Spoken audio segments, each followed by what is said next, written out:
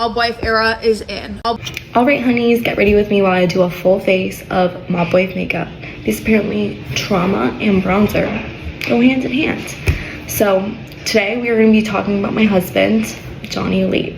So buckle up babes, because contour isn't the only thing that's going to be getting dark around here. Picture this guys, picture this. We're leaving Queens. That's where my husband grew up.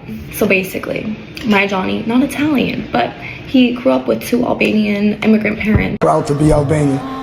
Who literally survived a dictatorship. They wanted to give their son so many opportunities.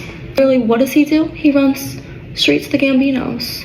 Like it was a freaking extracurricular activity. He was sitting on mobster's lap at age 3.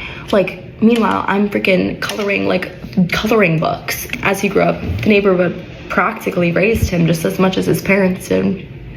Violence wasn't aggression, it wasn't rebellion, but it was survival. It was just the way of life. It was his way of life. Fighting young, fighting early, fighting often, and fighting well. But once he got older, the wise guys noticed, and they were boom, he needs to start running errands for us. By 12, he was doing things no 12-year-old should be doing. It was violence for him. It was a mindset. You do a favor, they owe you. You owe them, you work, you earn, you climb, all of those things. It's a ladder, and all. There's only one direction to a ladder, and it's honestly deeper. So basically, my Johnny, he got deeper into the Gambino crew. John Gotti Sr. loved him, and John Gotti Jr. relied on him. They were they were besties. Even an official made man. They called him the calculator, which I find really funny. But not because he was good at math, but because he could calculate exactly how much trouble they would be in if they got caught. I really don't like thinking about that life, because he would literally go shoot someone and then freaking order a drink at the bar he just finished a fucking conference call. Anyways, that was Johnny's childhood, and then went to Tampa for school because he had a scholarship to play ball. But he was also keeping an eye on the real estate. It was a lot of untouched business opportunities there, and things got a little too hot. So next thing you know, he's going to Brazil it's freaking study abroad. VI catches him, and he gets 2 years in Brazilian prison. I sat in a penitentiary doing the right thing, and everybody betrayed me. I never got caught. So this fallacy in the storyline that's out there about me getting caught, I sat in. That's enough said on that note. I don't think I can say more, so that's enough for part 1, and then we're gonna wipe the bronzer off, wipe the tears off, and meet me in part 2, where we talk about redemption, rebirth, and why Johnny is basically the patron saint of second chances, because my Johnny, he's a good one, and he's really trying to be on the right path. Thanks for watching, and bye honeys.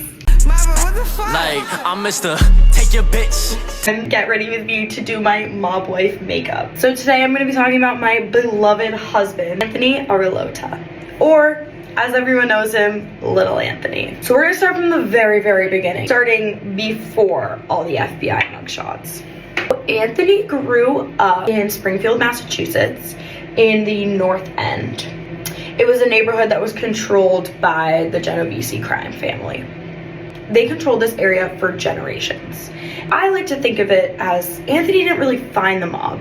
He was kind of born in it. If you lived there, if you lived in that area, organized crime was not just a rumor. It was the environment. It was everyday life. As a kid, did small jobs like errands, deliveries. Everyone could tell he was a very ambitious kid. He rose really fast because he wanted influence. He wanted to be feared. He built this reputation for being ruthless, determined, and willing to do what others wouldn't. But the darkest part of his rise was the violence. Hello, everyone. This thing where I actually could say, I love this guy. Brotherhood, I love him. I didn't have that. There was a camaraderie of being around them, but they're only around me because I'm an earner, I'm a moneymaker, I can put them on. I'm violence. They know not to cross me because I'll kill them. They know that I'm capable of killing. They know that I was violent my whole life.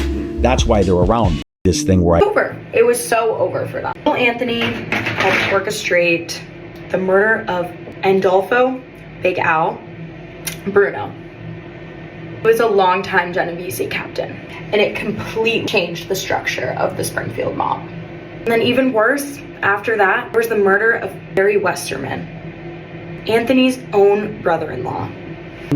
Suspected him to be cooperating with the government. So Anthony helped set him up, lured him into a garage, ambushed him, killed him, and buried him in the woods.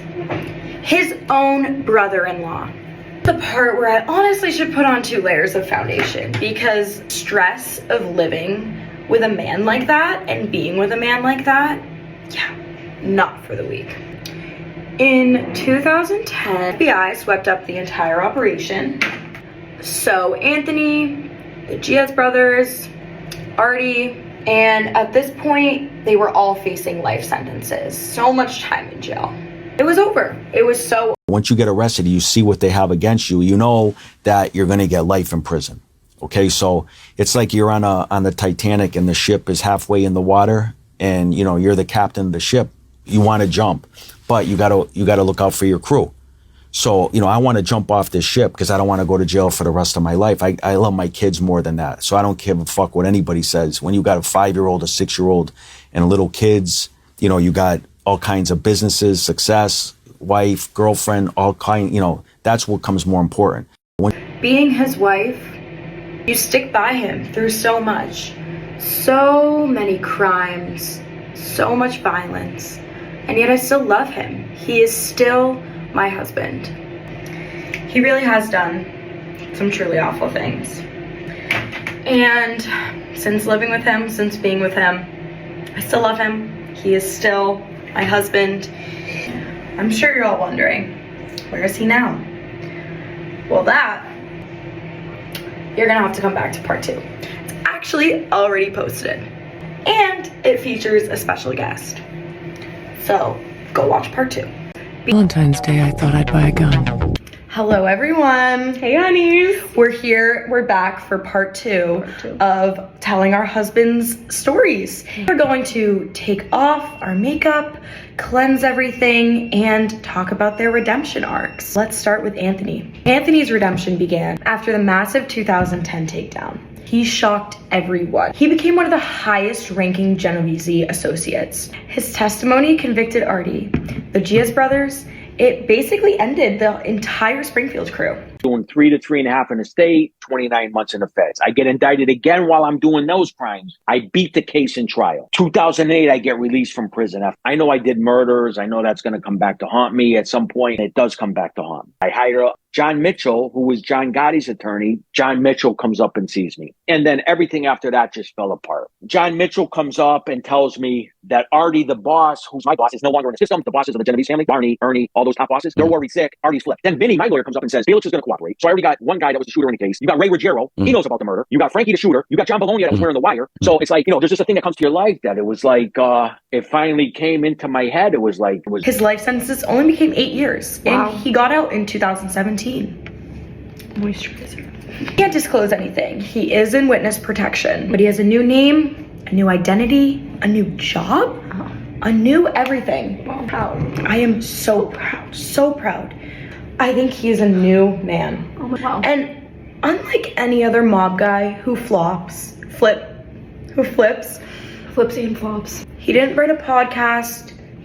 He didn't make a podcast. He didn't write a book. His redemption arc isn't public. It's private. He's living quietly, working a normal job, staying alive, and trying to never repeat his past. Wow. Silence is his apology. Wow. And that's his story. I love him dearly, and I'm so proud of how far he has come. You must be. You must be very proud. So now I must talk about my Johnny. So after everything Johnny did, the violence, clubs, the drugs, the arrests, the shootings, all of these things, he flipped. And he testified against his ex-BFF. I know. Wow. John Gotti Jr., his literal best friend. After that, he served time. He got a 10-year sentence, served that, as well as, you know, jail time throughout his time with the mafia. But he actually rebuilt his life. This is the part that no one expects. Not the FBI, not the neighborhood, not the ladies at the salon, you know, doing their hair, gossiping. He comes home, he finds his faith. It's a full 180. I could not be prouder.